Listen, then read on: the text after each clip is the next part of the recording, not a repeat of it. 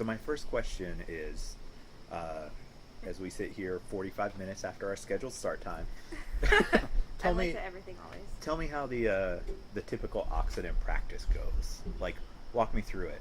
What time do you practice? Where do you practice? What's it look like? What things do you do in what order? Paint me a picture. I mean, I generally have like a bottle of wine, and then I And a offer hammer. everyone wine. I don't have a hammer anymore, but I generally offer like Mike wine. Like, hey, I got a bottle of wine. Compliments the Ice House tall can very nicely. I hang out with Bill's Kite, Vlad, for a little bit. Wait for the band to get here. I conveniently move all of my things, rearrange them in my room, or in the living room, so that they're just placed somewhere else I can deal with later.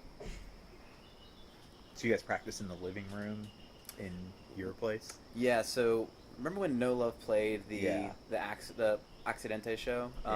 Yeah. That was just that's where we end up practicing now. We originally did it in the basement, but after Hurricane Matthew last year, whole basement got flooded out. So I got there just in time to move all the expensive things out of there. And usually if we have a show coming up, we'll go through the set, and then if there's new material to be worked on, we'll work on that. It's usually fairly structured. I like we have the set sort of where we just have it one song into another. Yeah. But we're weaving new songs into it, so as we write those, we're trying to find where to put them and where to maybe take stuff out. Yeah.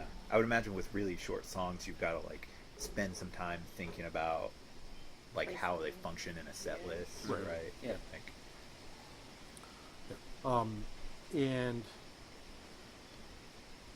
hopefully this will be better in the future, but a lot of times we were really pressed for time because I had a really stupid work schedule, and I would usually have to jet off for work, like right from practice.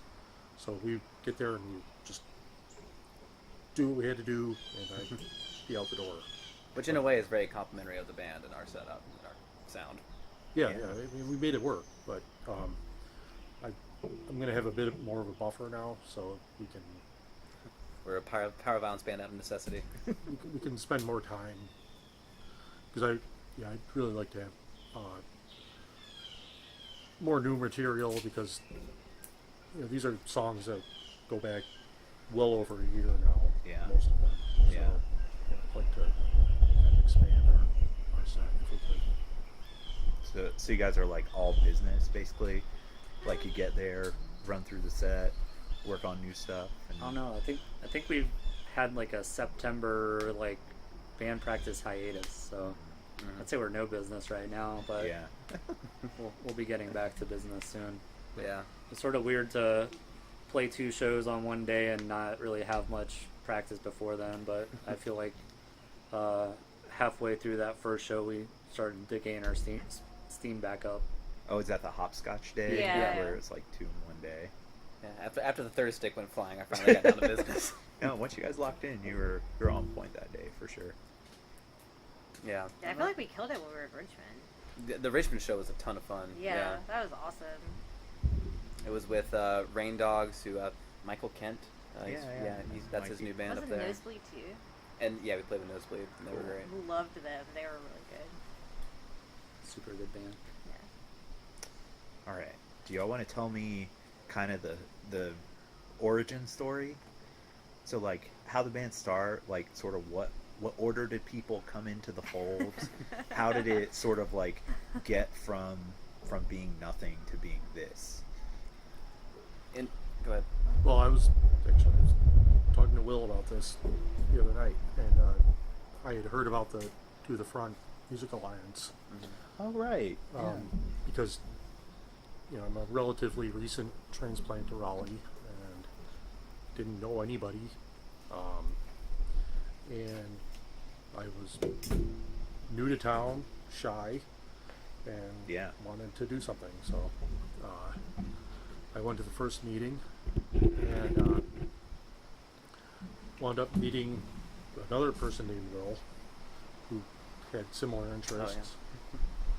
And we did some jamming, and at the second meeting I met that Will and another guy, and we discussed doing something, and just kind of started from there. And then we had a few people get shoveled around and all that, and Will Butler wound up in the fold, and then KJ, and I mean, there's a lot of details in there, but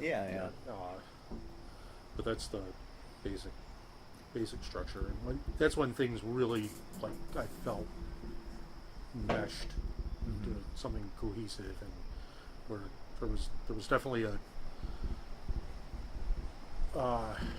coherent vision of what the band was. Before that, it was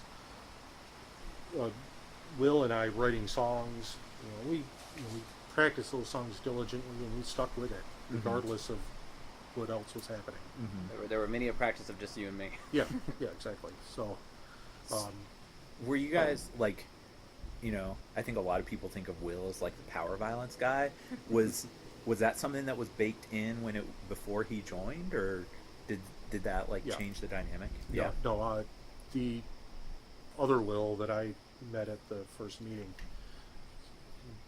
he said he wanted to start a power violence band, and I come from that background, so I immediately started talking to him, and that's we kind of shared that commonality. So that was sort of the foundation, at least, that it was built off of. Yeah. Mike, was that the first To the Front meeting that was assembled? Yep. Okay. Yeah, it's funny. Like pretty much this band is a product of that whole concept of To the Front Music Alliance. Yeah. Yeah, That's amazing. so I've known Elizabeth for a while, and I moved here from Tampa in November, and she found out I was moving here. She was like, "Oh," added me to this, and then I went to band practice just to hang out with it's I just moved back, I just moved to Raleigh, okay, and then it was someone didn't show up to do vocals, and I was like, I can yell. I've been in a couple bands, I can be loud. So that was kind of with me. I don't know. Well, I think that's another common thread right there, is that besides Will, of course, we're all transplants to the area. I'm from Greensboro by way of Philadelphia, and so Buffalo. Tampa. It was a nice way for relatively shy people to come together into a group like that. Yeah, that kind of leads into another question I wanted to ask, which was kind of what was everybody's? I mean, I know the two of you came from far away, but I didn't know what your background was. But what were your impressions of Raleigh? How does it seem different than other places or other scenes or whatever? I feel personally, coming from Tampa, I feel Raleigh, as soon as I got into Raleigh, it was very open-armed, oh shit, you're new here, that's cool, what do you do, blah blah blah. Whereas Tampa was definitely very okay, there's these set of people who hang out, and you're at a show, and it's just if you're new there, no one gives a fuck about you. So I realized that Raleigh for me has been very open, very warm, and yeah. I mean, granted, I'm sort of shy and not terribly outgoing. I was also a little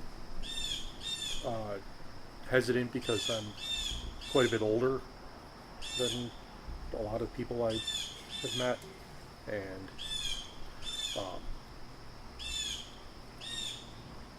so that it was a little strange for me. I was at that first To the Front meeting, I was easily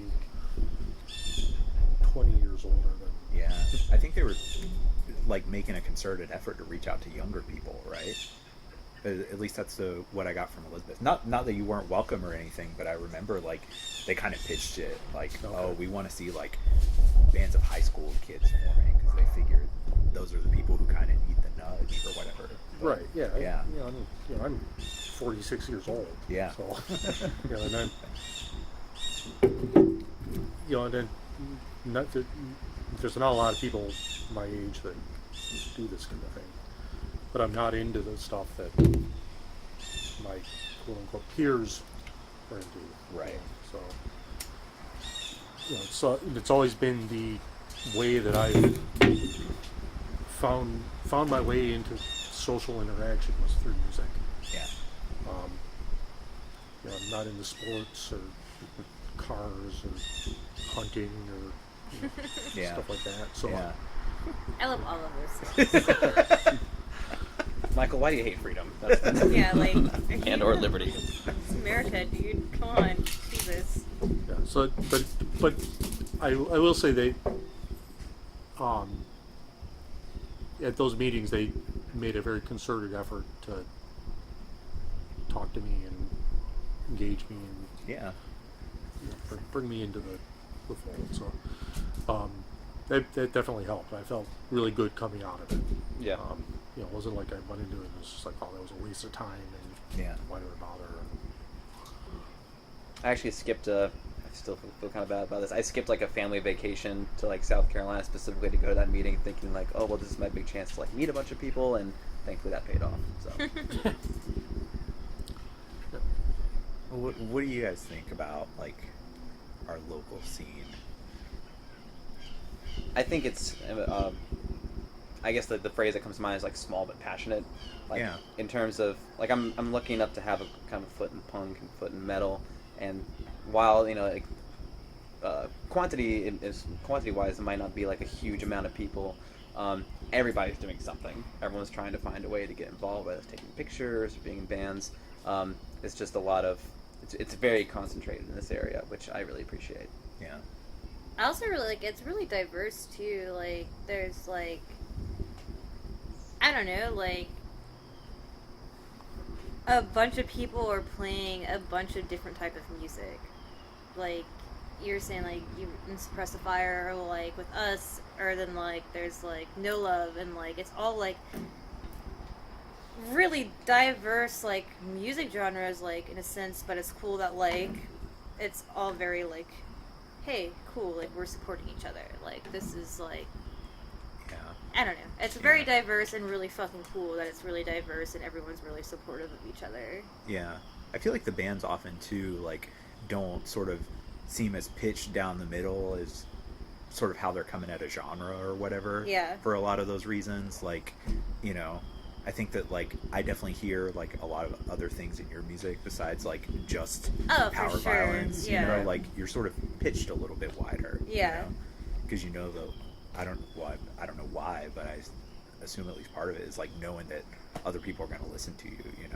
And just like I think all of us have like very different tastes in music too, and that just comes through with like writing stuff. I don't know. At least like yeah, I don't yeah. Yeah.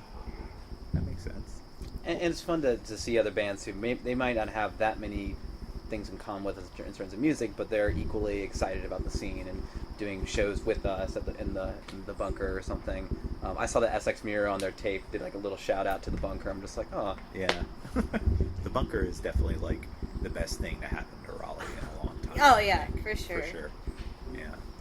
Well, I've been in town since I started going to school here, so I've been here for 15 years, and I've seen a lot of ebbs and flows and different genres climb up and fall out of vogue, and I know that when it all comes down to it, a lot of it's dependent on what you are actually putting into it. So there's definitely the times where there's not a single house doing shows, there aren't any bands to fill out shows, so bands don't even come through. Your label has actually like obviously helped a whole lot. I'd like to say my label has helped certain bands come through, and I think stuff like that's been important, but also just the willingness to book the shows and all of that's important. And I do think right now having the bunker is a huge resource to have bands that won't get venue shows to come through, and it really just makes a huge difference. And I think Raleigh's on the upswing, and hopefully nothing happens between our labels, this house, our band, any of that stuff to drive it back to the downswing. But I'm really enjoying where we are right now.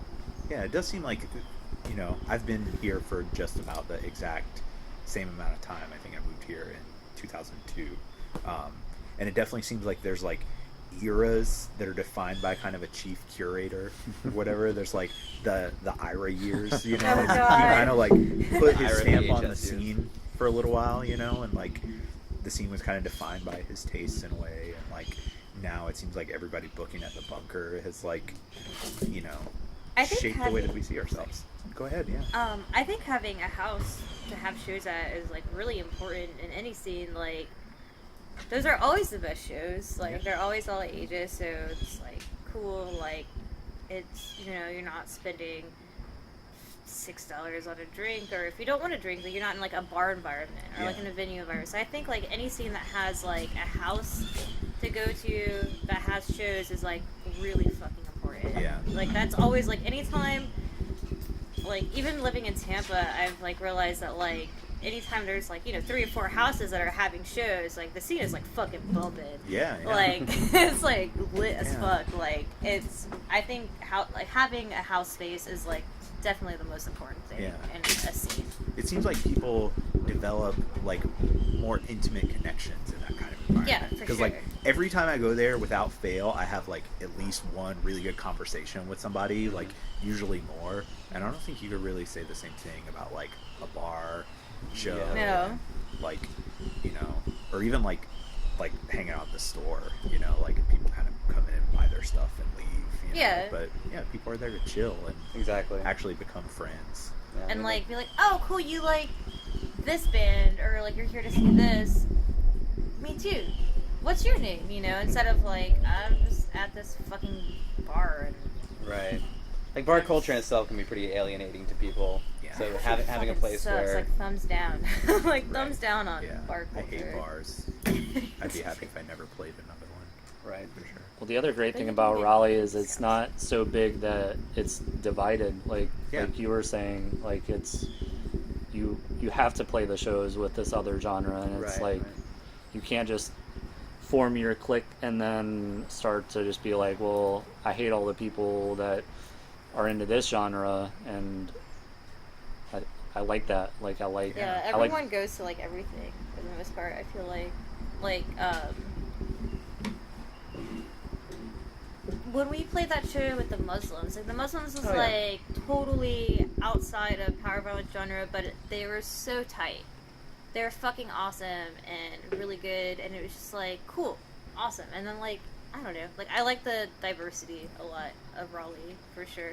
Yeah. Also, Sarah, who booked that show, like, she's doing a series of different shows where she's, like, dealing with another instance, like, either another booking agency or label or something to bring a very, like, specially curated show, and then have that other person figure out a charity to donate all the money to. So the Muslim show, I was involved with that, and that money went to a local animal sanctuary. So like that meant the world to me, and I got to bring her and that music into her world, and she continues that with other groups, which I think is really cool. Like I like stuff like that. Yeah, I think that's important to Yeah. keep the scene alive. it's super cool. And another thing that doesn't happen at bars most of the time. Yeah. I mean, there are bars that do good things for sure, but yeah, it seems like that sort of community-oriented perspective. Yeah, something unique. Do you want another question? Yeah. Bring it on. So I'm wondering, Sorry, everyone's getting my secondhand sword right now. which of your songs took the longest to kind of come together, and why? Are there any you kind of struggled with? Me personally was Oh, definitely yeah. I know. was definitely Guillotine and Gel Lord. like the other ones was just kind of like okay, like, but there's like where Will and I had to like sit down. He's like, this is where your lyric phrasing is, like this is where the lyrics are going, like this is the spacing of that, and I was just like, I mean, the couple of bands I've been in haven't been like we never really did anything, and I was just like, I'm just yelling like a maniac, and this is like, oh, there's actual structure. Fuck. Here comes the refrain. So like when I first started the band, Joe Lord and Guillotine were like my least favorite songs to practice, and now they're my favorite. Like they're my favorite songs. Joe Lord specifically is my favorite song, I think, that we do. Yeah, that took a lot of work for me personally. I was just like, oh my god, like what? Okay, fuck, I have to pay attention to things. Shit. But it also doesn't help that like every other song that we do is like quite intentionally just kind of like a blast of like power violence, quick lyrics, and you know it's like done in 30 seconds. Whereas those two, and we kind of paired them up during our set just because it makes sense for whatever reason. But yeah, they have like a lot of structure to them. They're like 3 times longer than any other song. Yeah. So just to go from different mentalities is takes work. Yeah, and like Joe Lord for me, it was funny because like I remember reading those lyrics and we changed it from like fatherless to motherless in the system. Yeah. And I was like, I didn't even meet you, and you wrote those lyrics, and I was just like, this is like really personal to me. I didn't write this, but like this person I just met wrote these lyrics that are really, like, you know, my struggle or whatever. And now it's become like, it was such a pain in the fucking dick to just like do these songs, and now it's just like, oh, I love these, like, because I think we were talking about getting rid of Guillotine or Yeah, I remember like early on something. I was like, oh, I'm not sure how I feel about it. And then I was like, no, don't do that, don't. But that was just like for me, I don't know. I remember seeing Troy and Essex Mirror going hard to that song, so I was like, okay, let's keep it. Yeah, I can't get rid of these songs now. Like from like the musical perspective, I think Will and I work well together. Mm-hmm. Like songwriting, and like he writes things that click with me. Because I've definitely been in situations where it's very difficult for me to pick up on what someone else writes. Right. Yeah. You know, it just isn't organic and does not feel natural. And for me, that's a really important part of music coming across effectively. If I can play it where it feels natural. Yeah. And I really haven't had that issue with Will's songwriting. You know, and once we get things locked in, you know, it goes really well. I just, you know, and there's times when, like some of our shows, the more recent shows, where, you know, it's just, we're just so on, and you know, it's a really special feeling Yeah. when I was like, when- look around and be like, you know, it's like a we machine. did this shit. I don't want to say Hell it's a yeah. machine because that makes it sound inhuman, but it's just you're hitting all the like right accents together. Right, yeah. Everything is just It's a really good feeling. Yeah, It's yeah. like the flow state or yeah, whatever. yeah. And, I think all of our personalities like blend together very well too as a band. Like, we joke really often about how we were like the most awkward band, and like how I might kind of be the most sociable one, but it's just because I'm like, this cool. I'll talk to everybody now. Buy our merch or don't. I don't care. Yeah. Hi, hello. What's up? But yeah, we're all really fucking awkward, and we're all really considerate of each other's feelings, and I think that like we've just vibed really well together as a band since like I joined the band in like November, and it was just like immediately like we all clicked, and I feel like we all like kind of check in on how everyone's doing like before we play a show or whatever. And, like, that's probably really off topic, but no, not at all. Like, yeah, I mean, I think I would identify as like a shy person too, and I think that like that can come off socially as being kind of cold. yeah, But yeah. in reality, it's kind of the opposite. Like, I feel sort of hyper aware of like Right. everybody's perspective around me, and like super empathetic. Yeah. And it sounds like that is like Oh. part of the way that Yeah. your band operates. Yeah. It sounds like you're very collaborative and very sort of aware of where one another are coming from. Yeah. Does that seem right? Yeah, Or- for sure, definitely. Yeah. Yeah. Yeah, we all kind of like look out for each other, I think, and like check in. I have like terrible anxiety, like really bad anxiety, and like I know like the three of them have like before we play shows are always like, "Are you okay? Do you okay?" I'm like, "I'm fine. Yeah. I'm fine." I said I'm fine. I'm just Yeah. yeah. I think we also appreciate the fact that we all contribute fairly unique things to the band. Like, Michael and I kind of contribute to primarily the songwriting. Will does 1,000 things amazingly well, particularly with, I remember like the logos was like his second practice was like, hey, what do you guys think about this? I was like, oh, well, you just made a logo, so yeah, that's already perfect in my books. And then Kelly, so they weren't here originally when most of the songs that we had were written, but for the last, I guess, 2 or 3 songs now, they and I have actually sat down like here just kind of doing songwriting together, and we've also realized that clicked really well. Yeah, that's been like awesome. We're just like, oh shit, cool. Like, That was a good line. That's going to go at the beginning of the song now. yeah. That's been really helpful, just like, cause yeah, like I write shit like poetry or whatever, but like I really have to be in like a certain mood or like real depressed or something. Like it's hard for me to just come up with like lyrics. I'm like, yeah, like shit sucks. That's a new song. Shit fucking sucks. Those are the lyrics. But then like Will come over and I'm just like, hey, like this sucks, and he's like, yeah, cool, blah blah blah. And I'm like, that's cool too.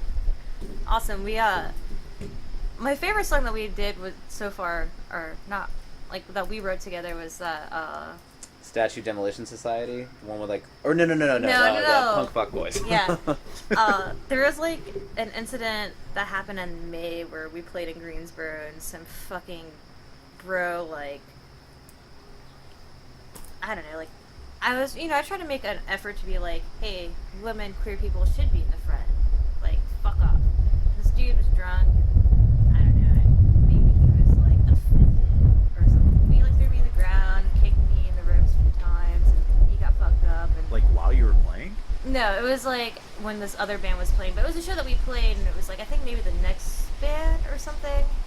And yeah, it sucked, and I couldn't fucking walk, and like then we sat down, and I was like, I'm really pissed about this. Like I'm this feeling pretty is inspired awful. right now. Yeah, and then like we wrote this song, just like punk folk, like it was like I don't know, like bros get the fuck out, basically like fuck off with your macho bullshit. Yeah, Like I think part of the repeating chorus was like, Punk Fuck Boys sucks to suck, something like that. I was like, Proud of that. I was grow the fuck up, get the fuck out. Punk fuck boys, it sucks to suck, or something like that. I've noticed that when we sit down and do lyrics, it's kind of like 30 minutes, like, oh my god, what are we doing? How's this gonna work? And then Yeah. it And just like, kind here's of, one. and then within 10 minutes, it's done. Like right after, Yeah, it just clicks. like it's like mostly like an hour of us hanging out and like drinking, and then it's like 10 minutes later, it's like we did a song. I feel like I see all the inspiration like strike at once, and then like it seems like you're trying to write it as fast as it's like bouncing off both of you. Yeah. Right. Because I'm definitely the kind of person where like if I don't have a way to memorize a riff, it's gonna be gone the next day. So. Yeah, I feel that. That's super interesting. I feel like that's very different than like I've ever been in a band that like wrote lyrics. I feel like lyrics are usually like the solitary thing. Like the singer has to go off and like get in touch with their feelings for a weekend or whatever, and like come back with 2 or 3 songs. Huh. Yeah. Yeah. It's I'm- mostly like there's songs and then we collaborate on lyrics. Yeah.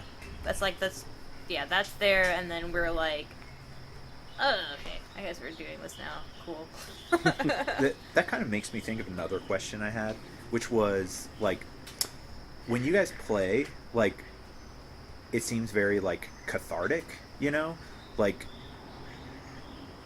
I don't mean this in a bad way, but it's not like you're sort of like communicating to the audience. It's more like you're just sort of like erupting, you know, like, so I mean that's what I was kind of wondering in regards to lyrics, like how important is it to you to like communicate something to the audience versus just sort of like express something that's inside of you. Is that a balance you've ever thought about? Or Definitely is. There's a couple songs. Well, one of the songs, Joey, is about my best friend who passed away, and I always try to make a point when we play that song to just like let people know that it's really important to like look out for your friends. And the mental health state of people is always generally shit. I mean, we live in a fucking shitty ass society. Like, Donald Trump's our fucking president. Like, how the fuck did that happen? Like, things are shitty, but like it's also really important to like check in with people that you care about. And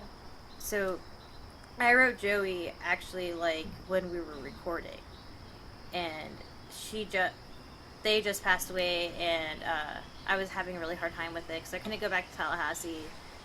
And so I always make a point with that song in particular to be like, check in on your friends. Like, everyone's fucked, but like sometimes people are more fucked than you really think. And then there's Deconstruct, which is another song that I try to talk about with, you know, when I'm saying shit in the microphone. Deconstruct is really about calling out your friends if they're being shitty. Like, call out culture can be really fucking annoying when it's like abused, you know, but like it's also really important to be like, hey, you're being like a piece of shit, you're being misogynistic, you're being whatever. And if they don't respond to that, then it's basically just like, fuck off. Like, you're not welcome here. You're not welcome to the scene. The scene isn't for you. Like, just get the fuck out. And, yeah. And like, especially a song like Deconstruct, it's a lot of it has to do with kind of growth, personal growth as well, because as the person who wrote the lyrics for that, I think that was the last song before you came in, I was kind of seeing how when I was like a kid, when I was like 13 or 14, I'd be like, oh, that person couldn't have done that. Like, I love their records. How could they possibly do that? Yeah. Whereas 10 years later, bands that I really like and had friends in some of those bands, I was seeing this happen again, and I was like, well, I can't contribute to this situation and make the cycle even worse. So that was kind of like my declarative statement of trying to be a better person by, you know, even if you're really close to them or if you love their music, like that shouldn't come into the equation. Yeah. Yeah, that's really interesting. I kind of bring that up because like it always seems weird that like people spend so much time like sort of figuring out what they're gonna say and like writing these lyrics, and then like you get on stage and it's just like and then, like you can't really hear any of it, but like sort of what you're saying about those songs does make a kind of sense that like, you know, you kind of talk to the audience about it, and then you have this sort of like this moment where it's like when He-Man waves his sword and the audience strikes it, and he's like, you know, by the power of Grayskull, you know, so like you know, you're talking about a kind of like powerlessness, and then like you sort of summon the power of like hardcore power violence or whatever, and it sort of like is a nice little moment. Like I did notice that at shows where like you would make that statement, and then when we actually go into the song, especially if they're being really intense songs, people are just like, it's even more powerful. Yeah, I've noticed that too. In like, there's like the three, like Deconstruct, I always like lose my mind. Gel Lord and Joey, like those three songs, I always like lose my, because they're like very personal fucking songs to me, and like, yeah. So I'm just like, fuck yeah, like. Lose your shit. Like, everyone, please lose your shit in a respectable manner. Lose your shit. Be careful of people's spaces, and like not bro mush and hurt people. Yeah. But like have fun. Well, that's a contradiction I've dealt with for 25 plus years. I've been playing this kind of music for a long time. Yeah. You know, that you can't really hear what the singer's saying, so you have to read the lyric sheet. And but at the same time, I would hope that just in the overall presentation and, dare I say, vibe, Yeah. you get it across.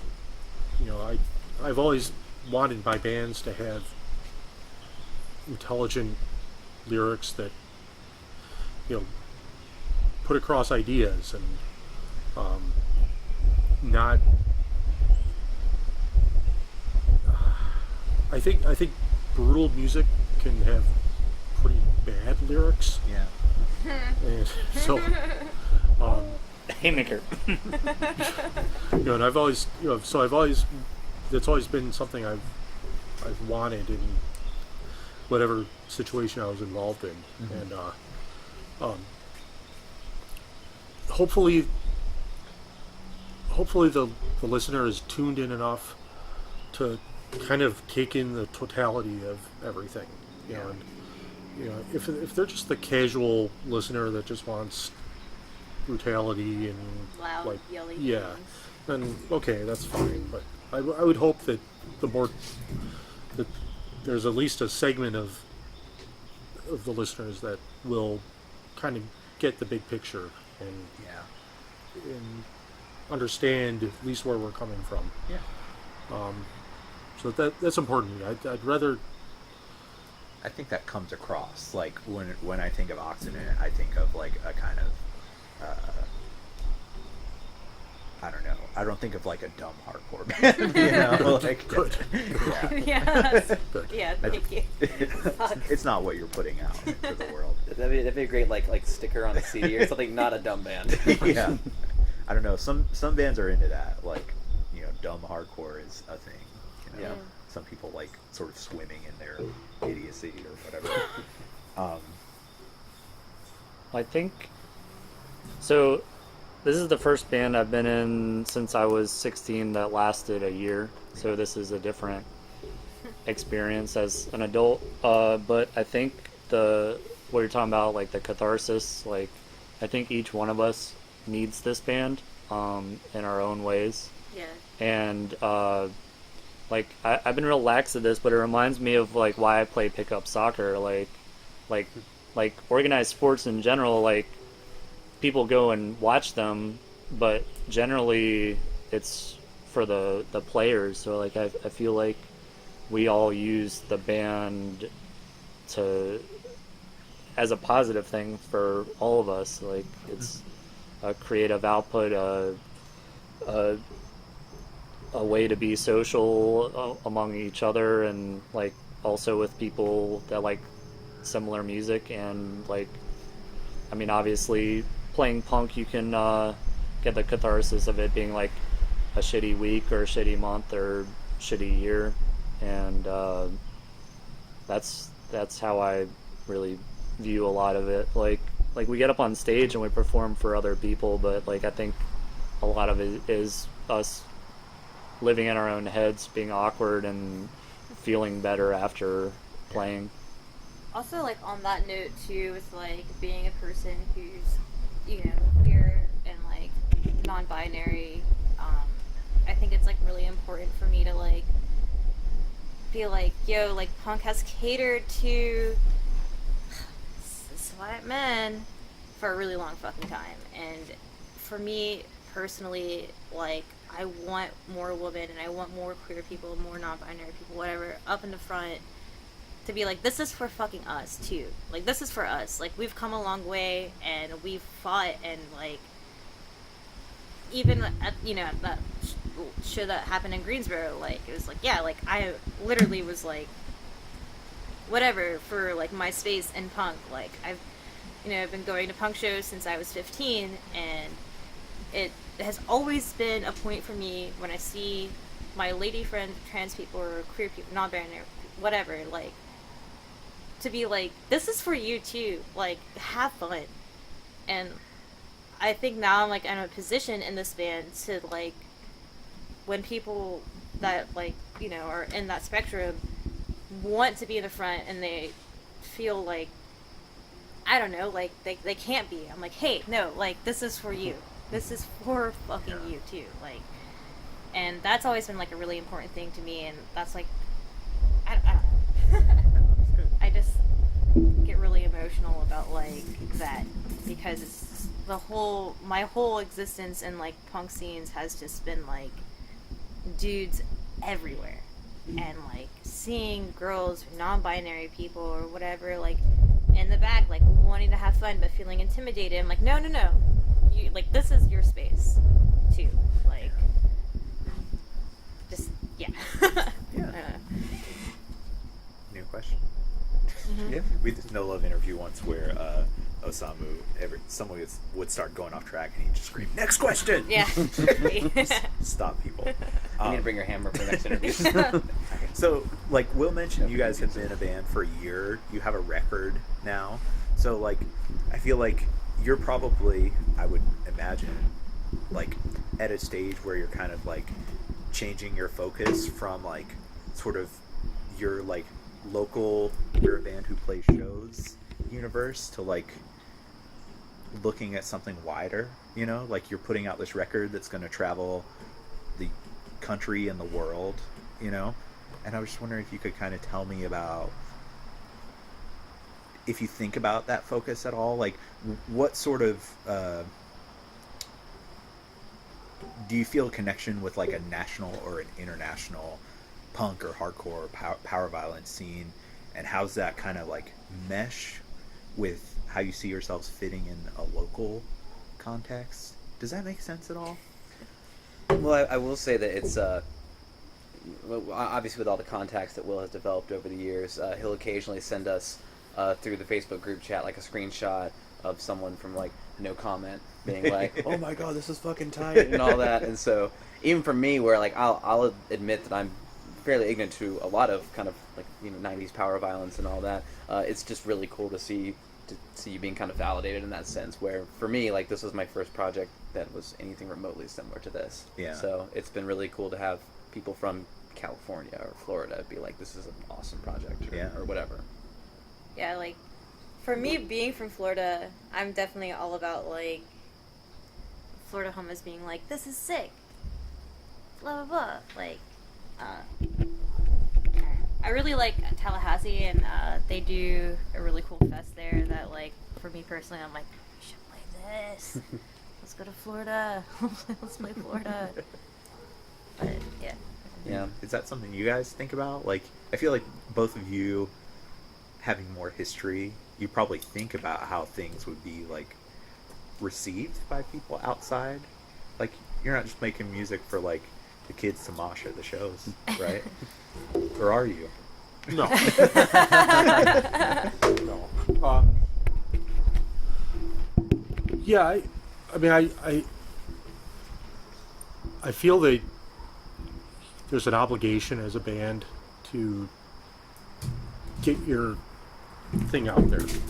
And, you know, obviously, we're going to do it in a DIY, grassroots manner.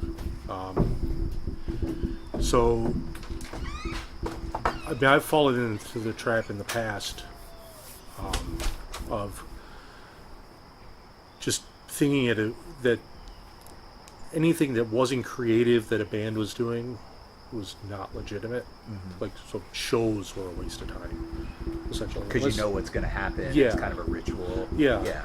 But I've kind of come back around into the idea that you need to present what you're doing to people. You know, make an effort, show your hardware. You know, Yeah. like that idea of like let people hear what you're doing. You know, be proud of it. You know, I'm proud of what we do. You know, I'm not gonna. You know, I don't make this music to sit and listen to it by myself. Right. So, you know, I want people to hear it. I am so talented. As far as like a connection to like a national or international thing, you know, I have people I've known for years, like nationally and internationally. I'm not as connected as I used to be. I think Will is a lot more connected these days. So, but you know, I put things out there and, you know, get positive responses, and so you know, at least I know someone in Germany, for instance, is hearing it and they like it. And, I guess I'm not tapped into the network like I used to be. Yeah. Yeah, I mean, I guess I was just wondering kind of who you're, like, doing it for, ultimately. Because, like, I know when I look back, there are times in my life where I felt, like, really plugged into the network, and it's, like, the music I was making, like, wasn't really for the people here, you know? Right. It was for this like sort of more diffuse community. Yeah, I could see that, and I also I like to think that we're part of a continuum of something, and like I mean, my influences are not like I mean I liked early '90s horror violence, but I was writing music like this then. Yeah. So I was influenced by Right. old hardcore. Yeah. So that sort of it wasn't like I was like I heard Crossed Out and I was like I'm gonna Start a band like that. yeah. Right. I mean I love Crossed Out, but that wasn't what inspired me to do this. Yeah. And so I would like to think that there's like sort of a chain going back to, you know, I would even go like, you know, 77 punk because it's all linked, Yeah. you know, up to now. Mm-hmm. And I feel like at least my contribution is part of that. Yeah. You know, I don't feel a disconnect from stuff that was happening 40 years ago. I feel like it's still part of the same language. Yeah. That seems like a very healthy way to look at it, you know? That like you sort of realize the scope of what you're doing and how it fits into a bunch of different contexts. I don't know. Right, I thought yeah. that was an interesting answer. Do you have anything to say about that one? Well, I feel like I've had a lot of people reach out from far away to get us to come through, which is very what's the word? Like, Cool. yeah, it's cool. Like recently someone was reaching out from California saying he was looking to book a fest and would we be interested in coming out there, and I was like, well, legitimately getting all of us out there seems like it would be an expensive process and all that, and he's like, I wouldn't expect you guys to pay. So that was like you're gonna fly Oxidant out to California, like Down. So down. When did this happen? it's in the group chat. Like 2 weeks ago, or I don't know. I've been banned from Facebook for like a week, so. Back in rare form. But I believe we were asked to play. I miss out on all the things. I'm sorry.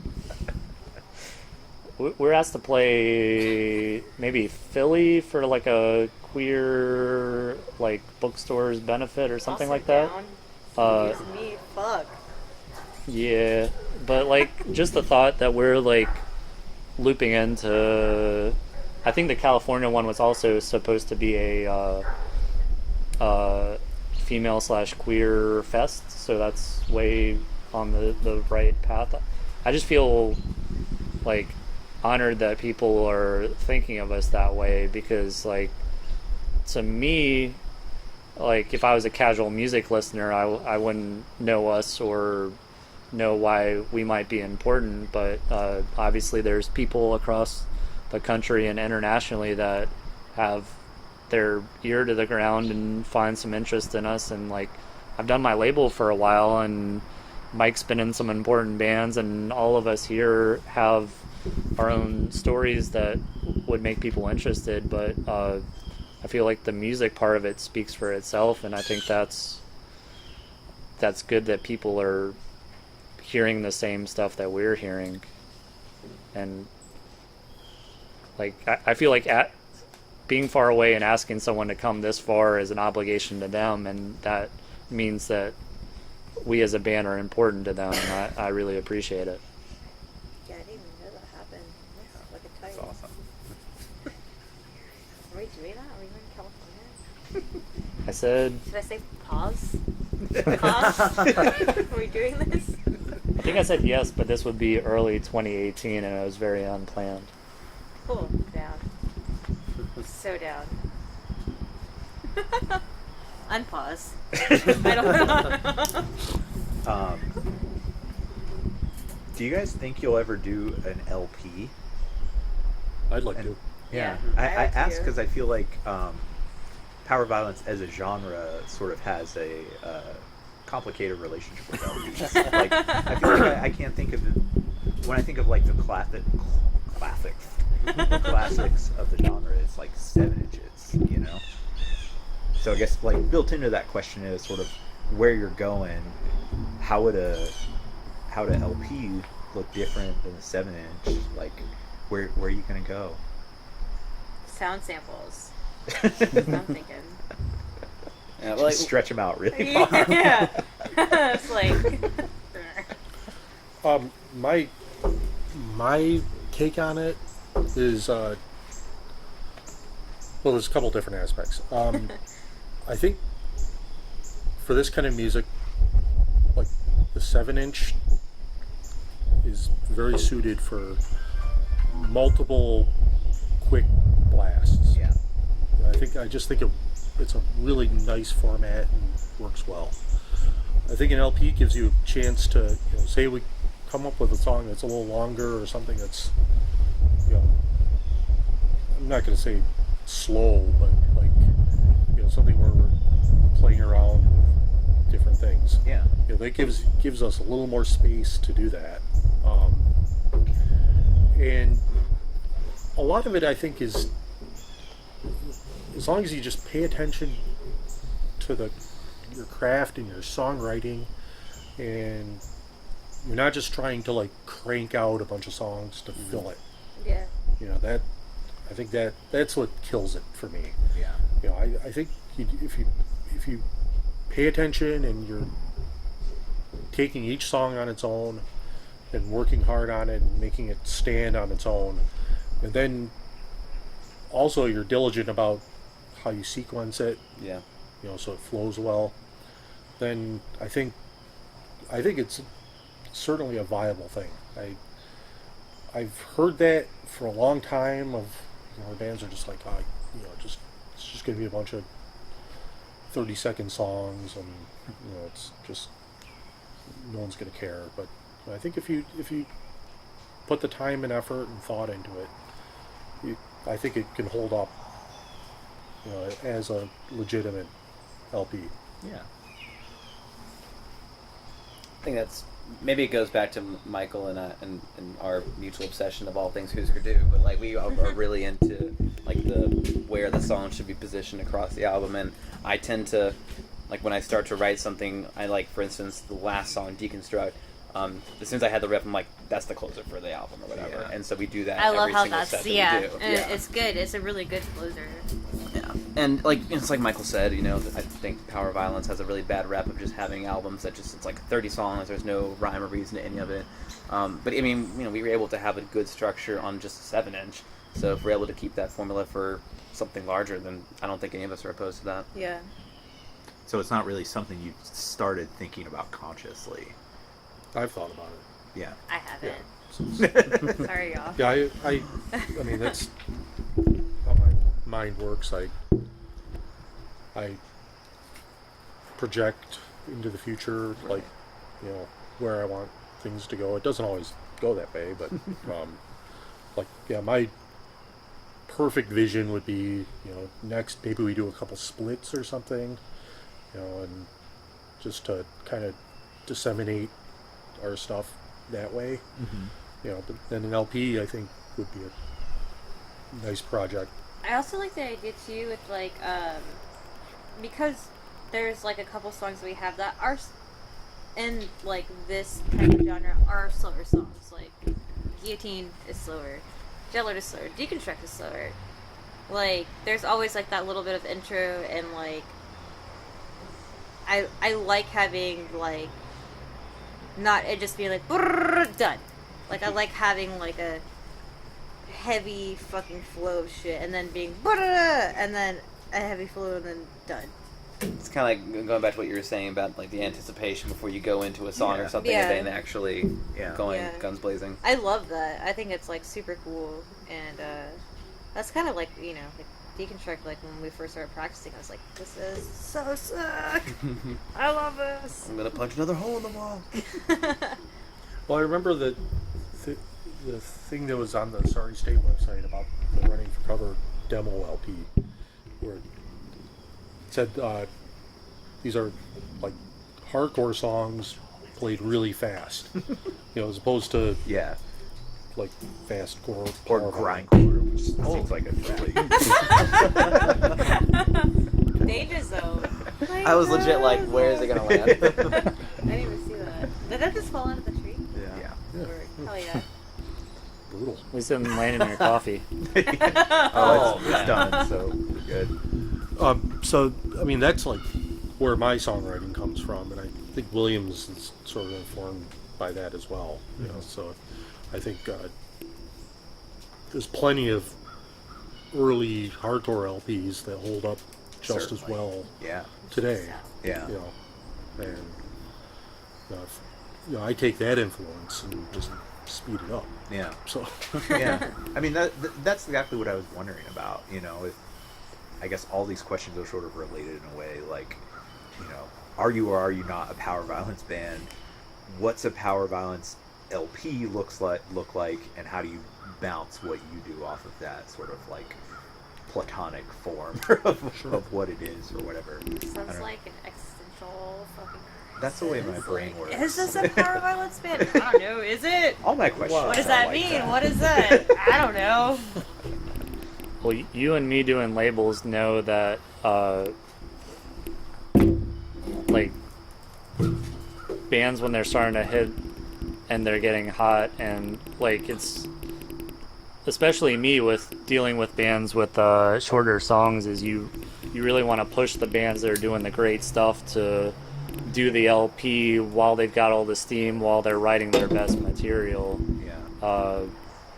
But me having put out the EP, I feel like that's so new that I'm having trouble seeing further. So I'm glad that everyone else has some vision of the future, because I'm still like Still packing up and shipping those things out, right? focused on the EP, like getting in people's hands and stuff, and I think it's being received well. So I mean, the natural flow, I think doing some splits and stuff will be awesome and exciting, and that'll be bite-sized for us to be able to go into the studio and knock out some songs, and then eventually when we get there, so we initially recorded the EP. We were supposed to go in like 2 months before we actually did, January, but there was a bunch of weather issues. There was a bunch of snow. and I feel like in that time period we changed as a band. Like, I mean, I think we got tighter, I think we got further into the songs, so like I'm in no huge rush to write an LP, because I feel like we'll be a different band by the time we hit the LP, if that is where we're going. And I mean, I feel like you guys are a real different band than recorded the EP. And Oh, yeah. I feel Yeah. like you're a zillion times more powerful now. Yeah, this is definitely like a growth. Like, I don't know, like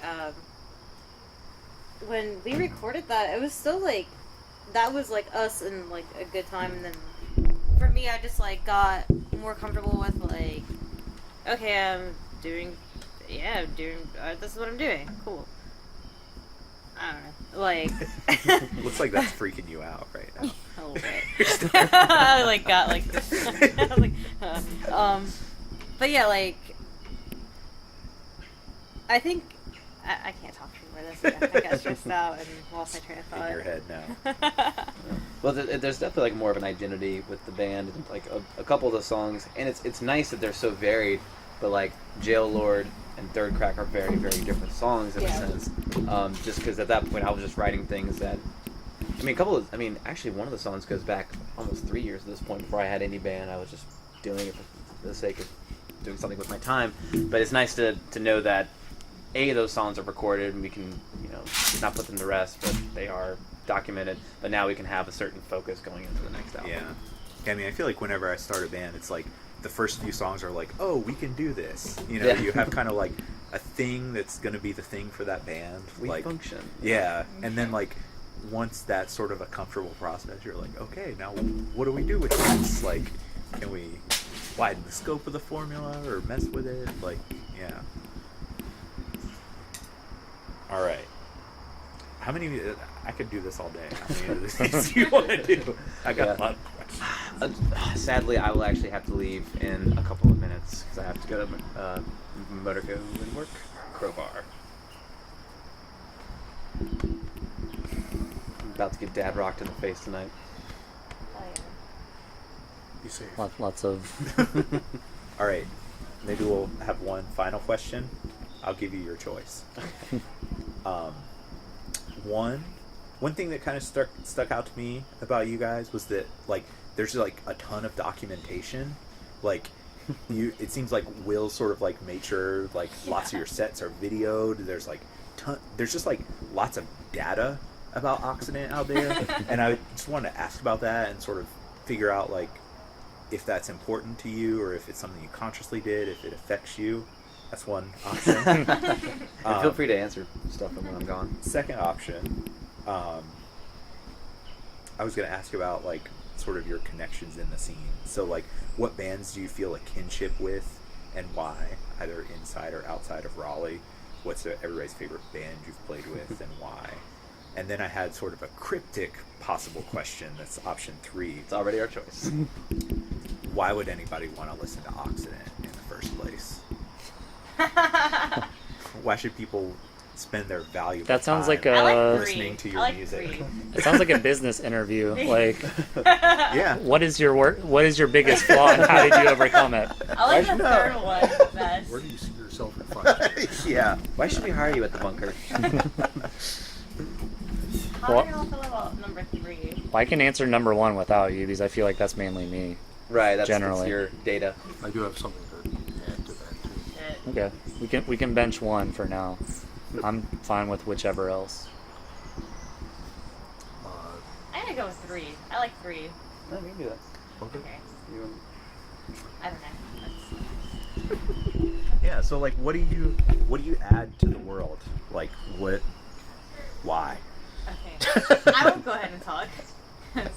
This is.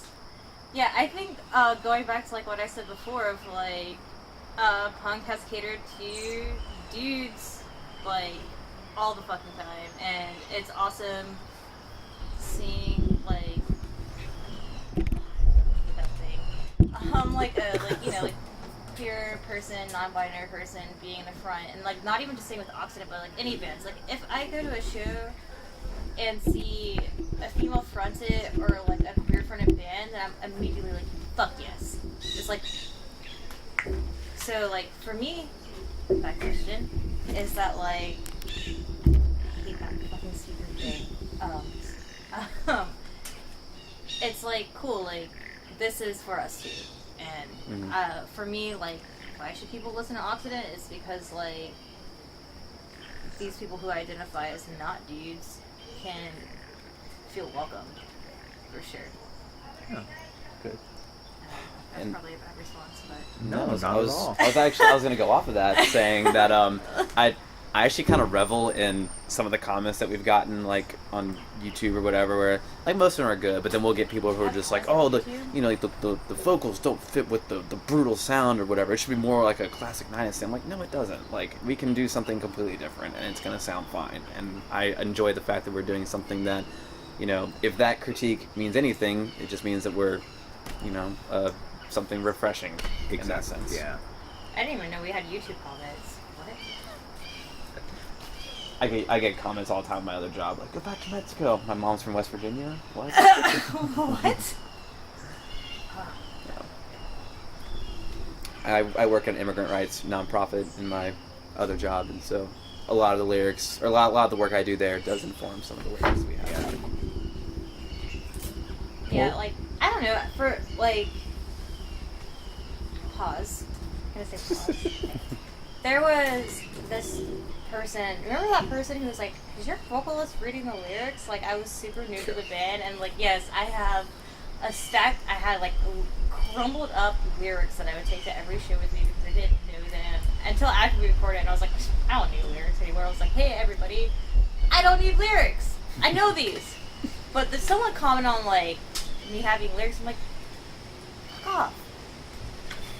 Yeah, it was a Did you comment? guy in Buffalo that I've known since like 1990, and he's just a jerk. Yeah. And it's just sort of his shtick. Always has been. Yeah. We'll have to Nothing make makes that sense. here in a second. I kind Am I of going with you? Or are you taking back home? just sort of Did told you, were Kelly. you gonna find a ride through someone else? I consider the source. Yeah. Like, no, I was gonna say, Okay. like, I can take you. Okay. Yeah. Yeah. Yeah. I get really bored with that. Like people who sort of have an ideal, and you know everybody's goal is to live up to this particular ideal. It's just like that'd be really boring if that's all anybody was trying to Yeah. do is just like all be the same band. That's boring. sort of, It's with so boring. Differing degrees of success or accuracy or whatever. Fuck that. Yeah. Different degrees of incest vocal accuracy. Yeah. Well, for me, I've had trouble finding like a musical like I'm trying to think of the word. I guess like a musical identity in Raleigh. Like not saying that it's hard to necessarily find a group of musicians in Raleigh, but I just haven't ever found that until recently. I at some point a while ago filled in bass for a younger band, and then formed a band, and I was really excited about it, but it sort of fell apart. So for me, it's good to be playing music with people again, and it's nice to we have heard some good words from people I respect a lot. Like I've never in my life thought I would play in a band that would be in like the ears of like Chris Dodge or Andy Beattie or Mike from Capitalist Casualties. So like it's crazy to have someone hear music that has formed my thoughts on music. And Yeah. I mean, I know that happens to, if you're lucky, to a lot of bands, but I feel lucky that we've been able to experience that in the short time that we've been a band. Yeah, I'm sure that's super validating to have like someone who like contributed so much to like the thing validate your contribution to the thing. Yeah, sure. Yeah, and Mike himself is a source of inspiration, being in the bands that he's been in and playing music with him. So that's sort of brings it sort of full circle with that. Yeah. Like,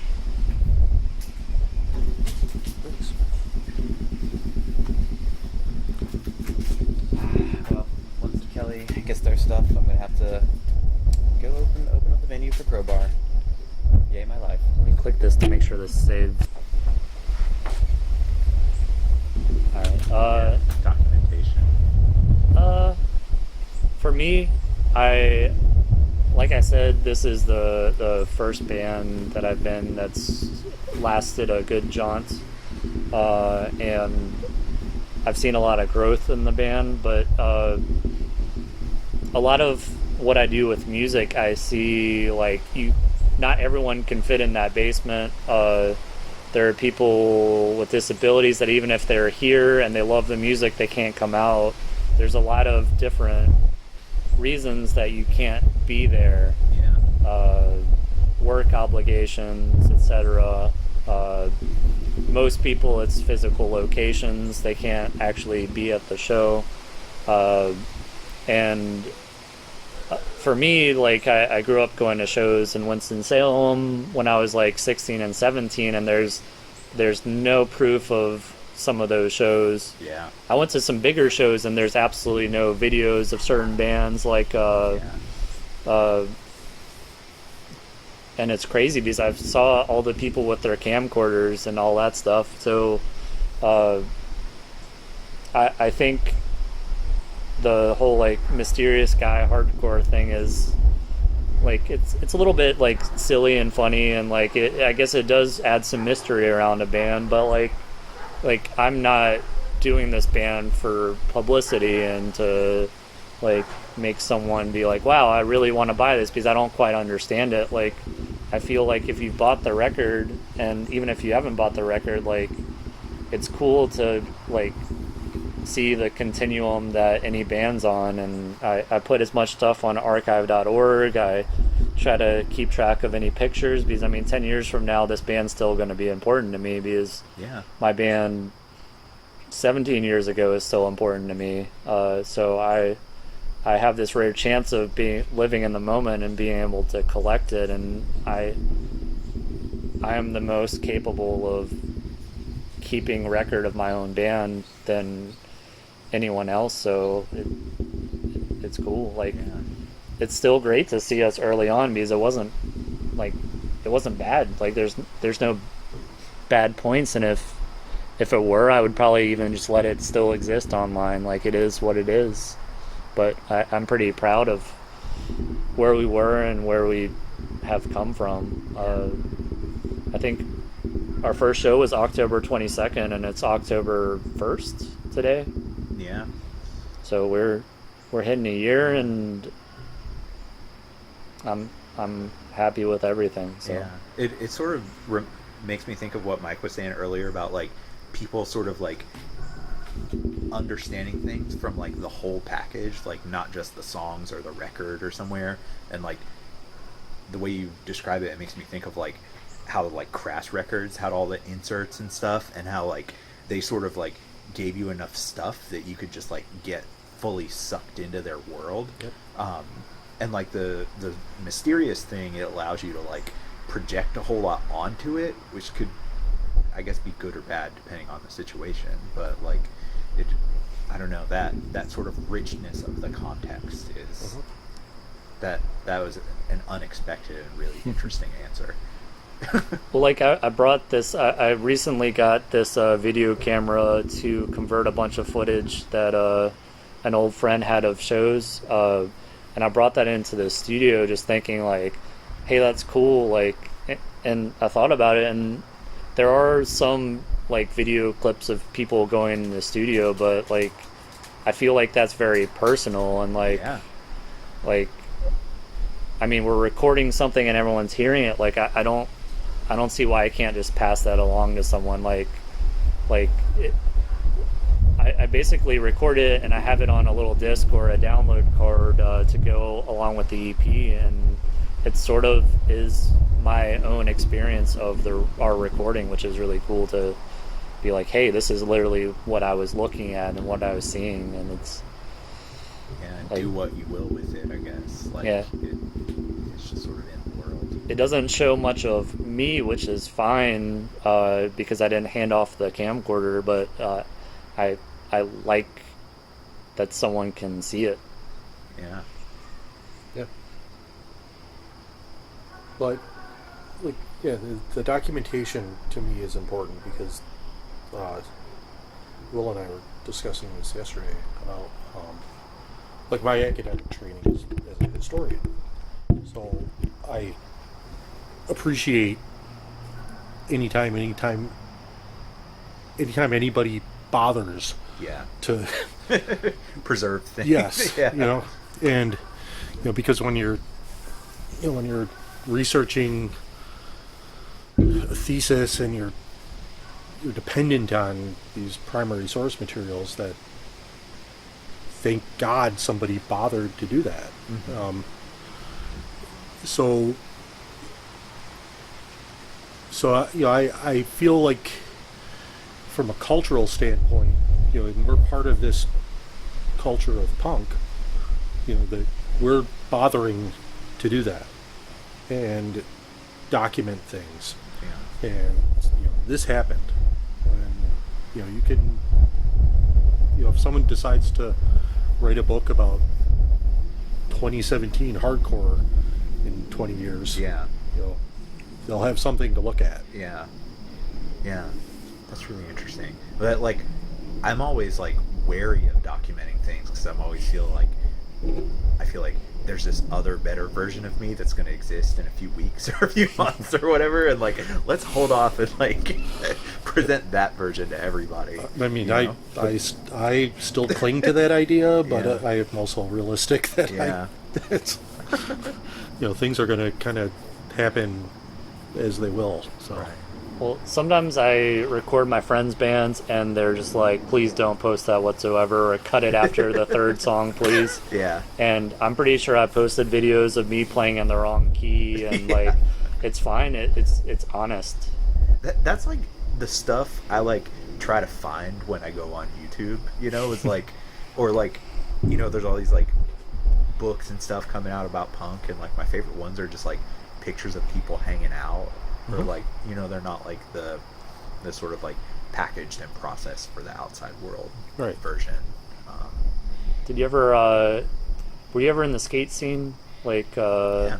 the 411 music magazine? Like, I Yeah. thought those were amazing because Yeah. you would see them skating in Australia, but then you would see them like hanging out and holding koalas and stuff and like making jokes, and you were like in on the joke because you were there with the cameraman seeing it. Yeah. And like, I think that's some of the coolest stuff.